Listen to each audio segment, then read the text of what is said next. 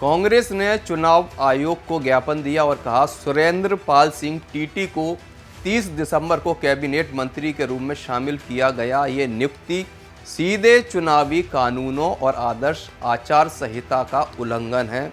इस पर बीजेपी ने कांग्रेस को भी कुछ पुरानी बातें याद दिलवाईं। राजस्थान में राजनीति का संघर्ष लगातार जारी है। नमस्कार, मेरा नाम है अमित सिरोठिया और आप देख रहे हैं भारत एक्सप्रेस राजस्थान। राजस्थान में होने वाले करणपुर विधानसभा उपचुनाव में बीजेपी ने जीत का दांव चला है। जीत का दांव चलकर बीजेपी ने करणपुर में सुरेंद्र पाल सिंह टीटी को प्रत्याशी बनाया है। करणपुर विधानसभा में 5 जनवरी को उपचुनाव होना है। इधर कांग्रेस ने करणपुर विधानसभा क्षेत्र में बीजेपी उम्मीदवार सुरेंद्र पाल सिंह टीटी को अयोग्य घोषित करने की मांग को लेकर चुनाव आयोग का दरवाजा खटखटाया है।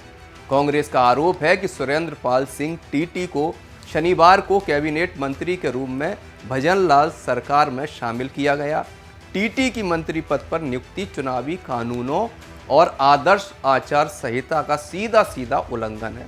कांग्रेस के अनुसार टीटी की मंत्री पद पर नियुक्ति मतदाताओं को प्रभावित कर सकती है। कांग्रेस के वरिष्ठ सदस्य रघु शर्मा के नेतृत्व में पार्टी के एक प्रतिनिधि मंडल ने चुनाव आयोग के नाम एक ज्ञापन सौंपकर अपनी चिंताओं को व्यक्त किया।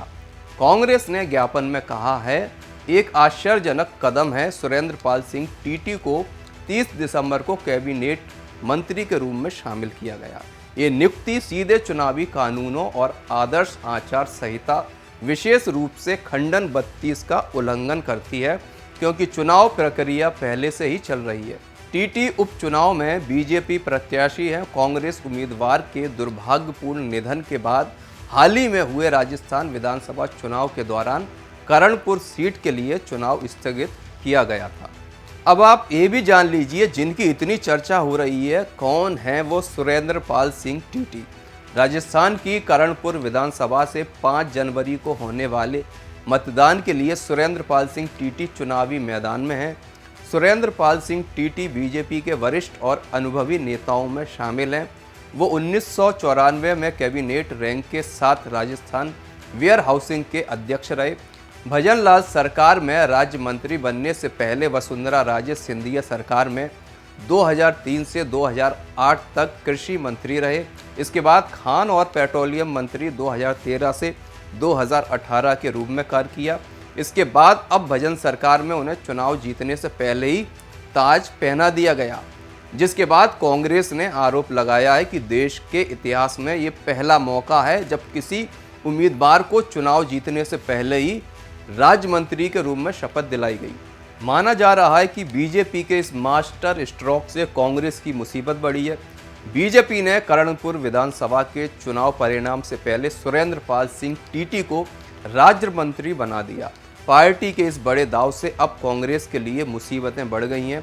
5 जनवरी को होने वाले मतदान के लिए टीटी के सामने कांग्रेस की तरफ से रूपिंदर सिंह कुन्नर को उम्मीदवार बनाया गया है। रूपिंदर सिंह कांग्रेस के पूर्व प्रत्याशी गुरमीत सिंह कुन्नर के बेटे हैं।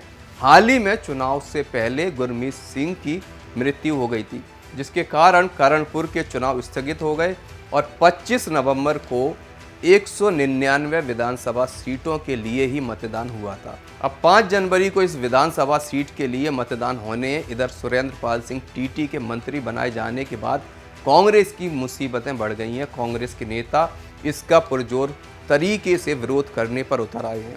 एक खास बात और आपको बताते हैं, गहलोत भी विधायक बनने से पहले सीएम बने थे। राजस्थान के पूर्व मुख्यमंत्री अशोक गहलोत वर्ष 1998 में विधायक बनने से पहले ही मुख्यमंत्री बने थे।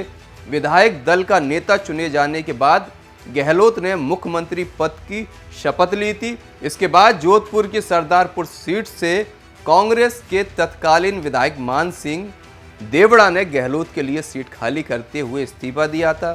फिर गहलोत सरदारपुरा से विधायक बने। इसके बाद से लगातार वो सरदारपुरा से ही चुनाव लड़ते आ रहे हैं। इस पूरी खबर पर आपके क्या विचार है, हमें कमेंट करके ज़रूर बताइए। आपके कमेंट का हमें इंतज़ार रहता है। नमस्कार।